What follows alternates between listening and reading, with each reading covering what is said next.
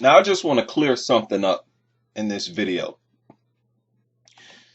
Somebody left a comment and they were trying to argue that writing had developed in Europe long before ancient Greece, right? So he's saying that long before, I assume, the Mycenaeans, right? This is said to be a very long time ago, right? The Mycenaeans were said to have fallen around 1100 BCE. And I believe they are said to have invaded the Minoan civilization around 1400 BCE. But whether you're dealing with that time period or the archaic period around 800 BCE, he's saying that writing developed long before that among a people called the Venka. Now let me set the record straight about these civilizations that these liars constantly bring up. When you see someone try to validate the existence of an ancient people, and they have all of the details of these people, how they lived, their writing, so on and so forth, their level of technological advancement.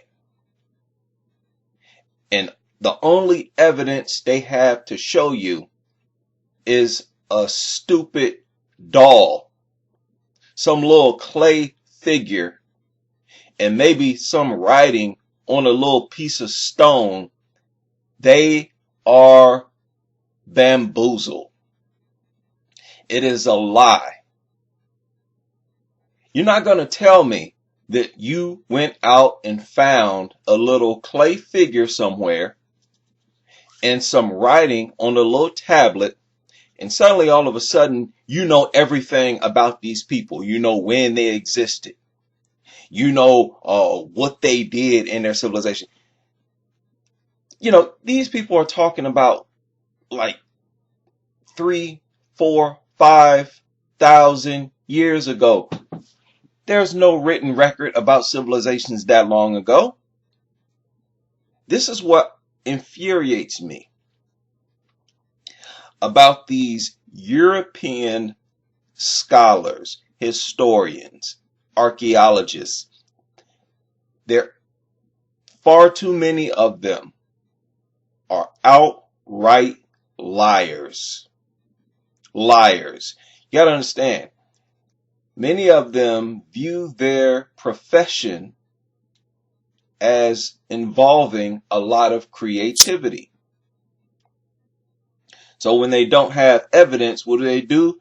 They make it all up. They make up a story. For example, they are said to have only found fragments of the text of Herodotus, when really they haven't found anything. All of that crap was written during the Middle Ages. But they say they only found fragments. Yet, when you want to read the writings of Herodotus, you have an entire freaking book. So if you only have fragments, where in the hell did this thick book come from? Where did it come from? They made it up. And the same applies for all of these other philosophers who never existed.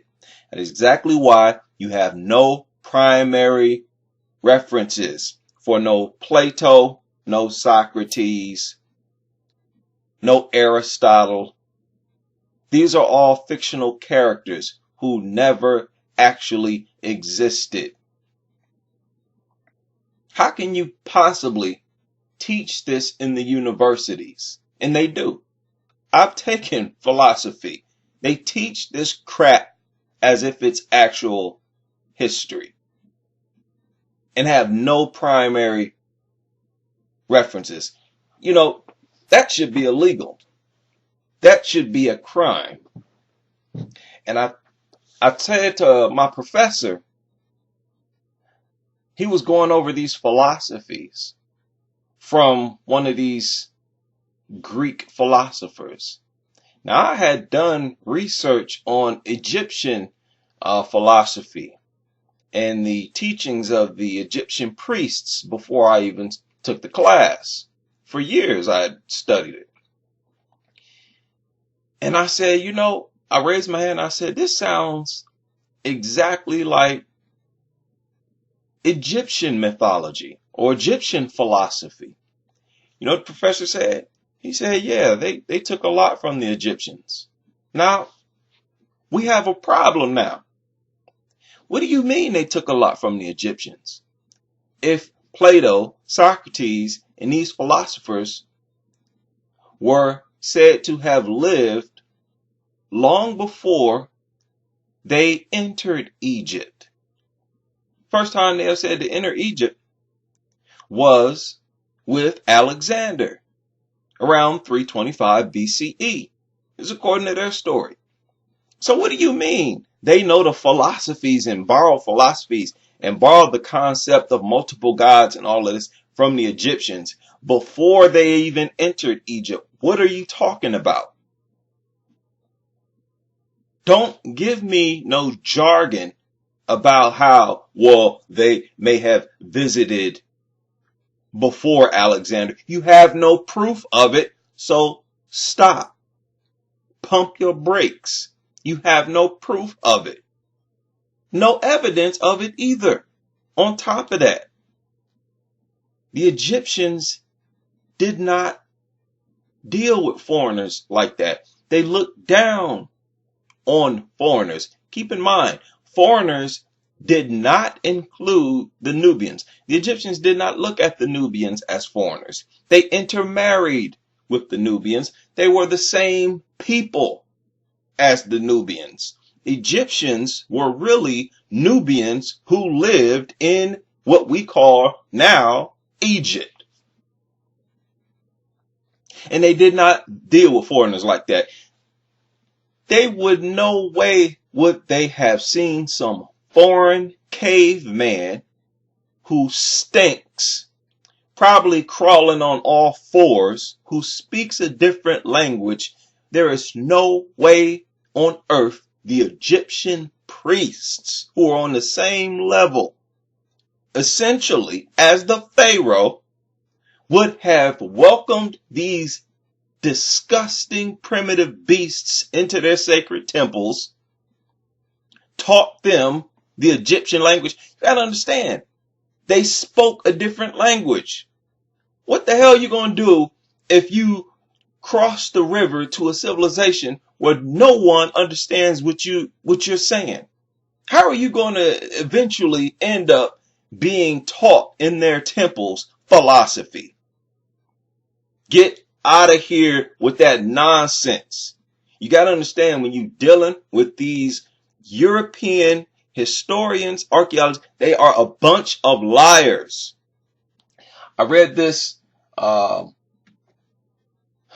post on Reddit by an individual, and he said that he was talking with his professor, and his professor was insistent that there was no primary references for the existence of Alexander.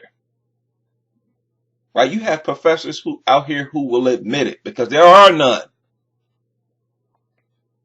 Right? You also have, when it comes to the ancient Greek history, right, you have no primary references for the existence of their historians.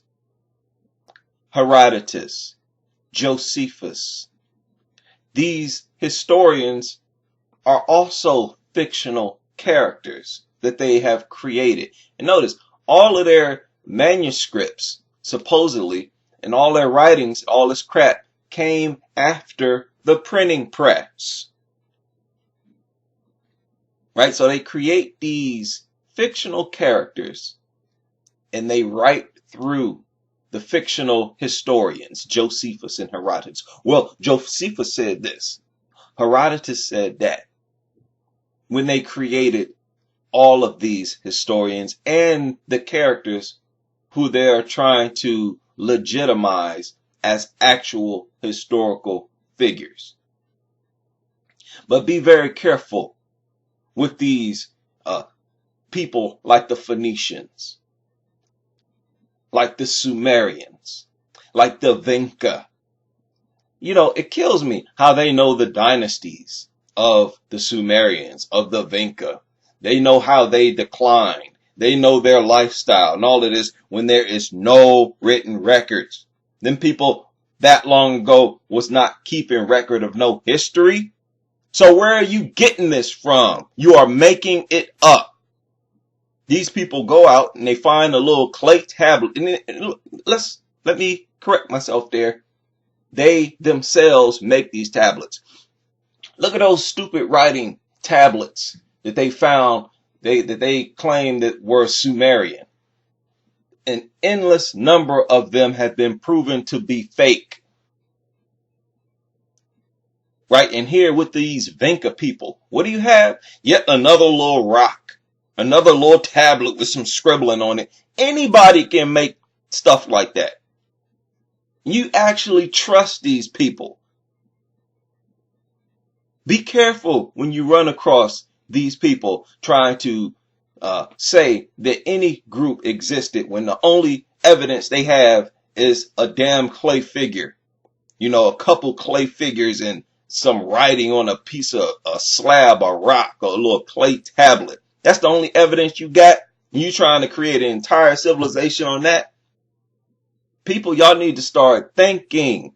When you're talking about an ancient civilization, you're going to have an abundance of evidence. When you go to Egypt, you cannot deny that that was an ancient civilization. Right? You're overwhelmed by the evidence. Here, they go out in the middle of nowhere. Oh, they find a tablet.